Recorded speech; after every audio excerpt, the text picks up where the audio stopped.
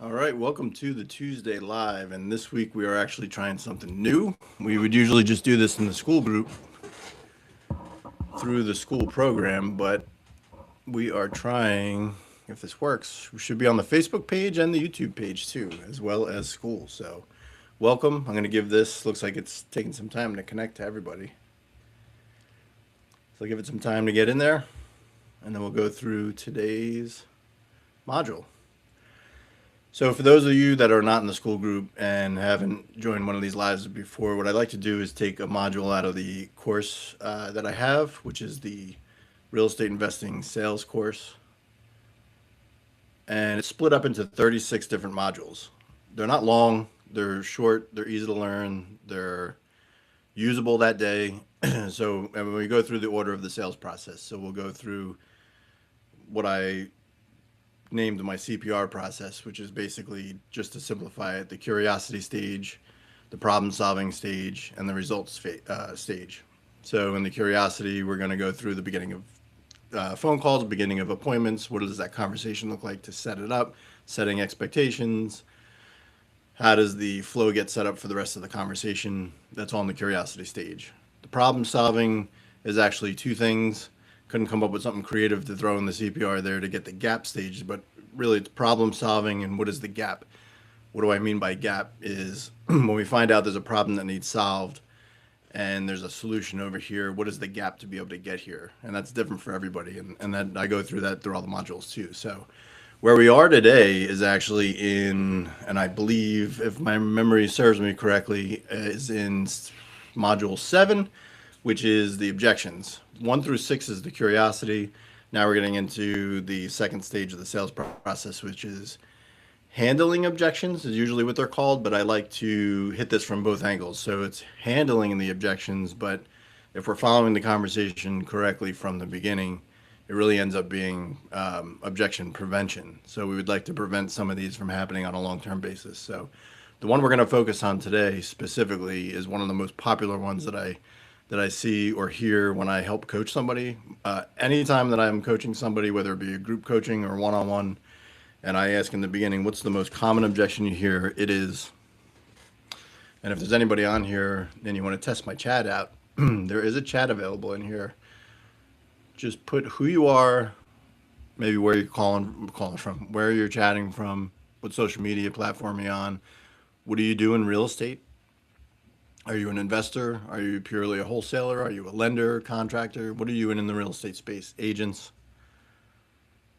And if you're not in the real estate space as your primary right now, what are you interested in doing? What would you like to be doing in the real estate space? So what we'd like to dive into here is, like I said, the most popular one is let me think about it, right? You give an offer to a seller and you feel like maybe the conversation went good. If you're at the point where it doesn't matter what the conversation was to this point, if you got to the point where you're giving an offer, then I'm going to imagine and assume that it went good up until this point.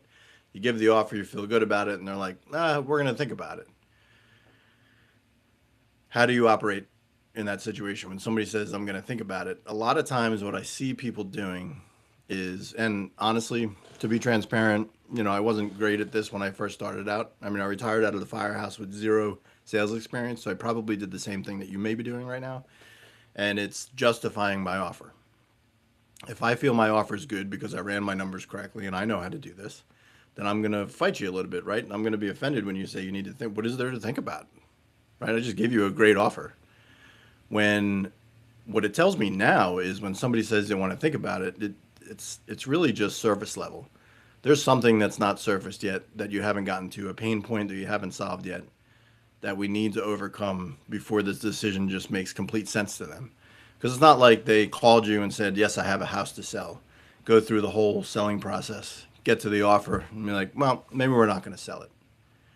You know what I mean? Unless that's had in the conversation prior to this, that's not something that's realistic. They still have the house to sell. So to say I need to think about it is really just a nice way of telling you, I need to get you off the phone, or I need you to get out of my house right now because it's just not working. The trust isn't there yet. We don't know that there's a clear path forward.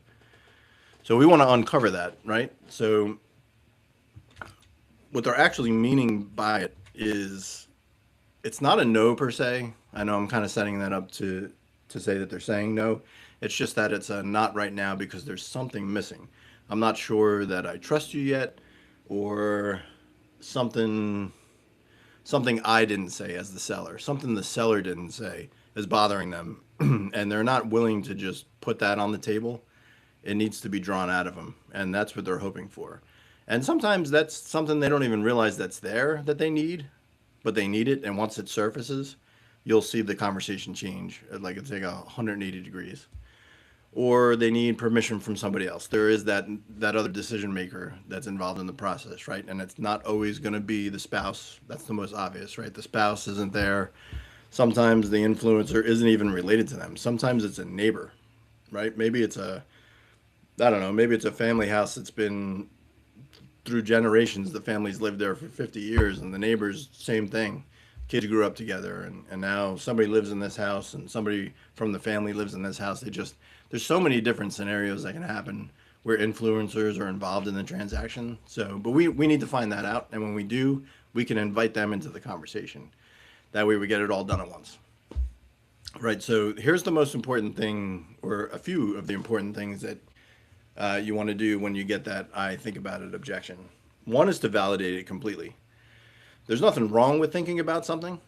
Yes, we want to surface what the real problem is, but it's also okay to say, right? Maybe in some cases they are actually going to want to think about it. It's a fairly big decision, right? So we want them to feel like we validate their thoughts. We validate their feelings. If they want to think about it, one, we're not going to fight, like I said before. We're going to validate it.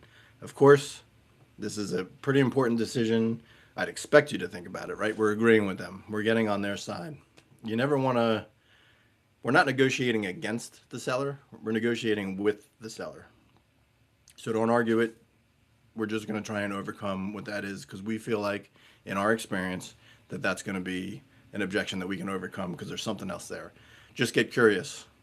Don't get desperate, right? So when you get curious, what it's going to sound like is something like, can I ask, when you are thinking about something, maybe you're in an in-person appointment and you're wrapping up and getting ready to go. And say, if there's something specific that you need to think through that maybe I can answer for you right now, let me know. Or is there something that I need to prepare for our next conversation that would help you out a little bit? Like, what is it specifically that you're thinking of? That way I can be more prepared the next time we talk. Does that make sense? You see what happens there is you're validating it, you're offering more help, you're setting up a next conversation. These are all things that we want to do anyway, but you're still staying in this space. Whatever they say, whatever the answer to that question is what you're going to start pressing on. Not hard. You just say whatever, because you're going to feel like that's what the actual objection is. So let's see if we can come up with an example for that. So if they say, I need to think about it, and you say, that's great, this is a fairly important decision, I would kind of expect you to think about it, and you may even lead with this, outside of the price, if you feel like this is the right path for you, where this process that I've put in front of you, because we've had this conversation about what our process looks like, if this process feels like it would work for you and your family, outside of price, is there anything else that you would need to think about? And let them answer that question. Because if the answer is no, then maybe you are just negotiating a price thing. And that's fine. You're going to negotiate price sometimes. But we need to ask the questions to find out if that's the fact or not. I can tell you from experience that more times than not, it's going to come back with something else where, yeah, well, we need to actually think through this, or we're not even sure if this can happen because of a limitation in legal things, a lot of probates or family-owned properties. There may be something legal that comes up. There may be something personal where it's the influencer, and maybe they don't agree with you. There could be a number of things that happen, but without asking, we would never know. So we want to address it, like I said. You want to ask that follow-up question, and whatever comes up next, you can navigate that conversation down that path. Now, if you're still at the point where they still need to think about it and we're comfortable with that, that's okay. Like, you can set up that follow-up conversation, remove the pressure from them completely, and say, I'm not asking you to decide today. I just want to make sure you have everything you need before we have our next call, which is kind of how I would ask that same question a different way. So is there anything that I would need to prepare for our next call? Because I may want to call next Friday, right? Is that cool? And get permission from them too. I'll go into follow up deeper on another module, but when you set your follow ups up, I will say this point: when you're setting your follow ups up, even if you're doing it now, get permission based follow ups. They work so much better than just a blind. I'm going to follow up today and call 100 people and hope that they're home. I'm having a lot more success. It was me, and I thought it was just me in the beginning, but it wasn't. Like, as I'm working through some of my coaching clients and some of these groups, and they're putting this into play, they're having a lot more success with connections on follow-ups by just getting permission based. I typically like to reach out once a week. Is that cool with you? If they say yes, great, you got your follow-up for that person. Or if the situation calls for it, you say, all right, well, this looks like we're going to have to reconnect at some future date. When would it make the most sense for you? And they say, well, whenever. That's when you can kind of put it on the table and say, well, I like to follow up weekly, or I like to follow up daily, or I'm going to call you in 2 hours from now, whatever that is. Make sure you get permission from them. If they say that's cool, do it. If they say no, weekly is just too much, that's overkill, great. When would it make sense for me to reach out to you? And they say, well, we wouldn't have all this together.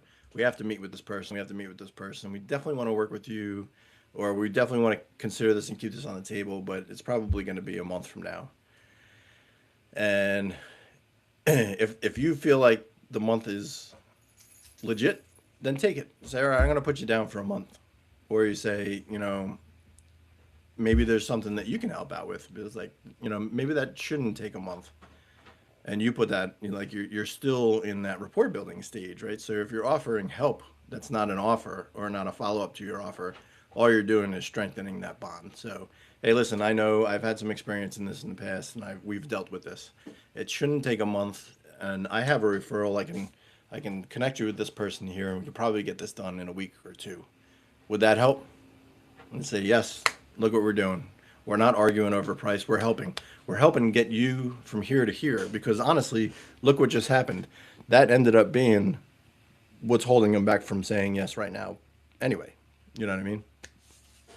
So that's the way we handled those. So those are the simple questions you want to ask. And here's the thing to take away from this. And I'm checking the chat here, and I don't even know if I'm doing this right, but if there is anybody in here, put something in, just like a hello or hey or I'm here, because I do see people in here. I just don't know how to check the chat. So if you do happen to be putting something on one of these social media platforms, we're on 4 of them right now, then I'll make sure I check it when we're off of here and answer you, because I don't see anything coming in real time, but that's okay.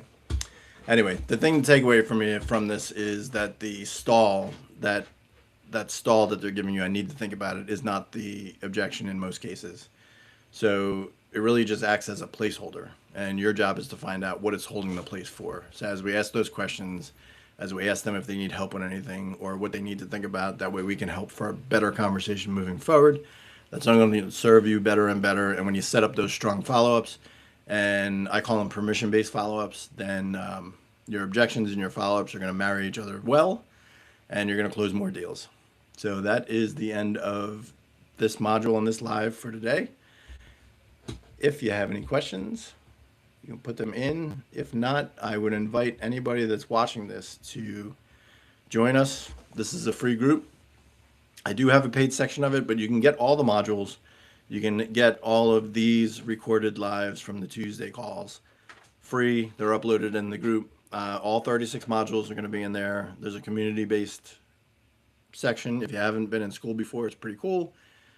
It operates like most social medias do nowadays, but there's everybody in there. It's community-based. They're all in there for the same reason. They're all in there for sales. We're getting better.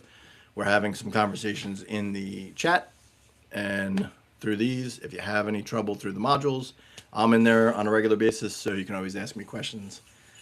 So until next time, I will see you next Tuesday, or we'll see you in the